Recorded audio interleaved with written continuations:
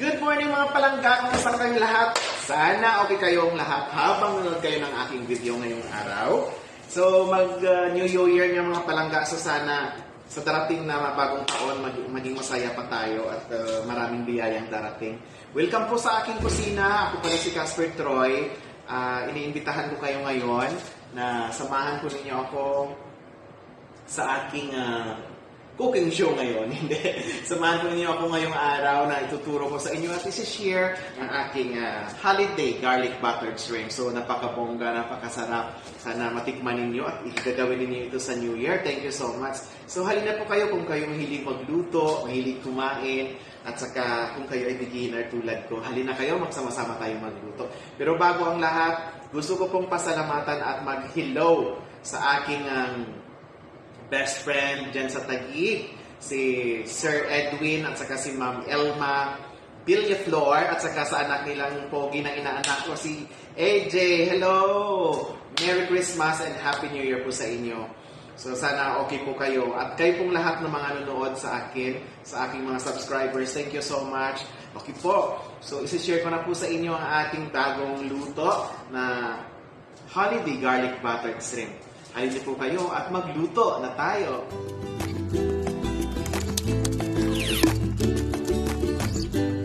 Okay mga palangga, so ituturo ko na sa inyo at isi-share ko sa inyo kung paano gagawin or paano lulutuin ang ating holiday garlic buttered shrimps. So meron na tayo ditong kawali, ayan.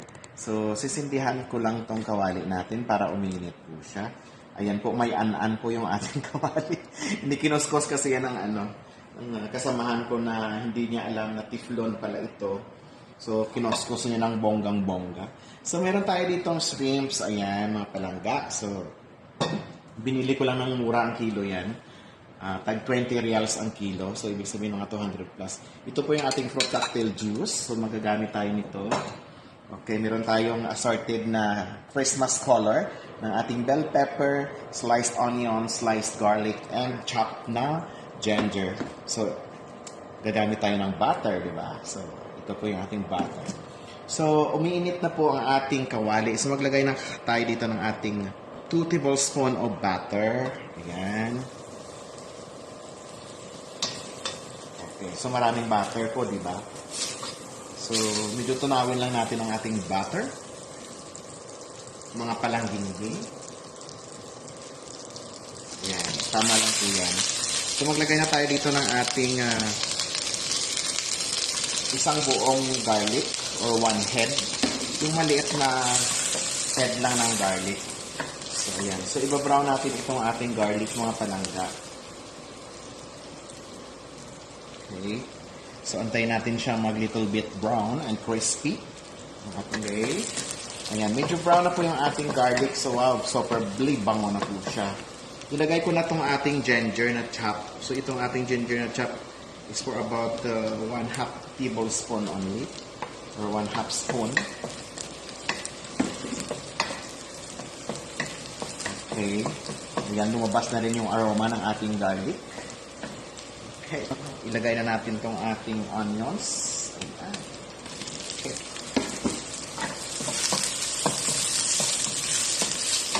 So, translucent lang natin ang onions, mga palangga. I'm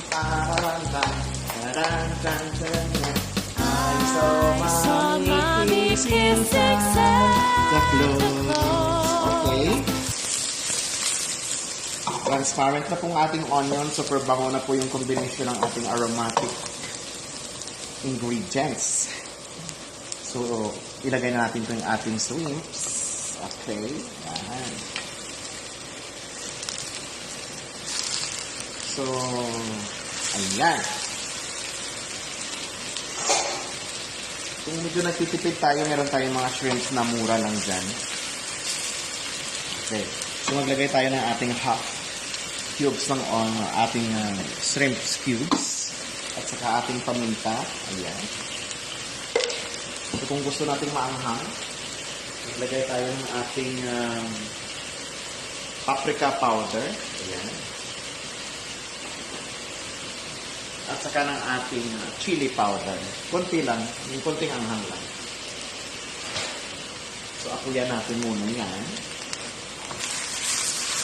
Okay, ayan.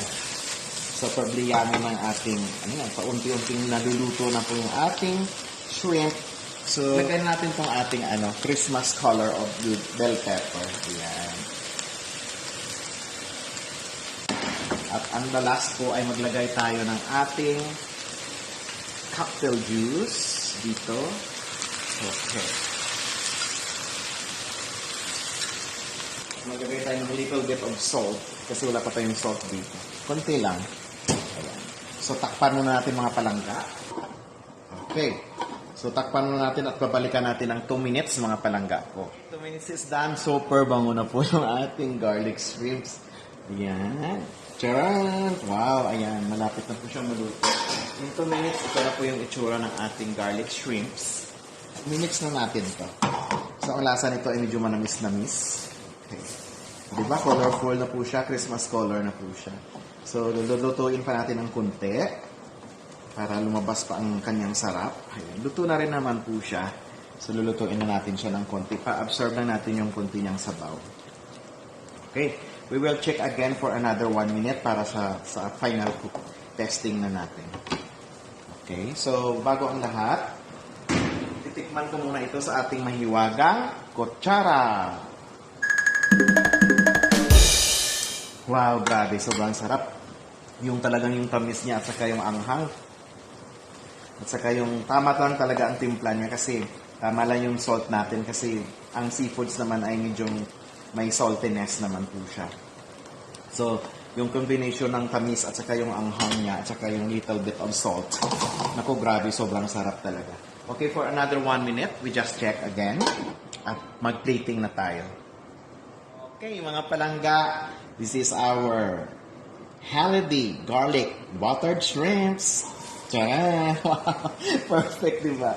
So, masarap na po siya. Masarap na ang lasa niya. So, ihahain na natin ito mga palangga ko. Okay, ito na tayo sa ating preparation table. Okay, mga palangga. So, ito na po ang ating porsilanang plato. So, isi-serve na natin itong ating holiday Christmas garlic buttered shrimp. Ayan, super yummy, super sarap. Ang ganda po ng kulay niya. Talagang Christmas na Christmas. At saka pwede rin po ito pang New Year, mga palangga. So this is it, mga palangga ko. Ang ating holiday garlic buttered shrimp. Okay, ina-introduce ko po sa inyo ang ating holiday garlic buttered shrimps. Okay, kakain na tayo mga palangga. Mga palangga, it's eating time again. So, ito na po yung mga moment na inaantay ko. Yung palaging tayong gutom. So, meron ako ditong garlic rice. At saka ito na po yung ating garlic buttered shrimp. So, bagay na bagay talaga itong garlic rice. At saka sa ating shrimps. Ayan. So, bongga ang kulay, diba? Paskong Pasko. So, kukuha ako dito ng ating shrimp. At saka yung kanyang sauce. Natatakam na naman ako mga palangga ko. So, alam nyo, sauce pa lang nito, grabe, bonggang-bongga na. Superbly sarap na talaga. Okay, so kakain na tayo. So, kailangan ikamayin ko na lang tong hipon para matikman natin ang tunay na sarap nito. So, ayan. Kunin natin tong kanyang skin, shell. Sarap. Grabe, superbly yummy. Okay, susubo na tayo mga palangga. So, kailangan ito, yung pagkain ng hipon talaga, kailangan kamayin para makuha natin yung shell. At saka dapat nakakamay talaga. Pero, gagamit ako ng tinidor ngayon sa kutsara. Ayan po. So, ito po yung ating shrimp. Ayan. Grabe. Ang sarap.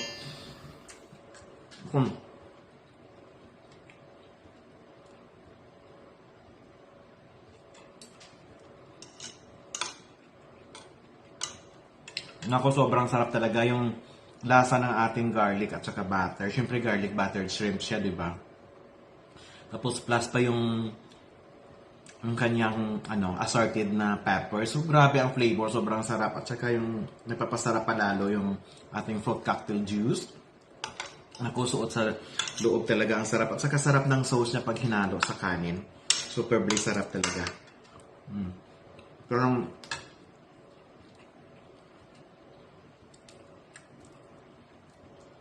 parang sasabihin mo talaga na isa pa. Hindi mo talaga hintuan yung lasa niya. Kasi, ay nako, kung matikman nyo lang, sana lulutuin ninyo ito. So kung meron kayong nagluto kayo ng inyong fruit cocktail salad, pwede nyo kukunin yung juice, ilagay nyo sa mga pagkain nyo. Pwede nyo lagyan. Sarap talaga. Hanggang sa daliri yung lasa. Gaba-gaba.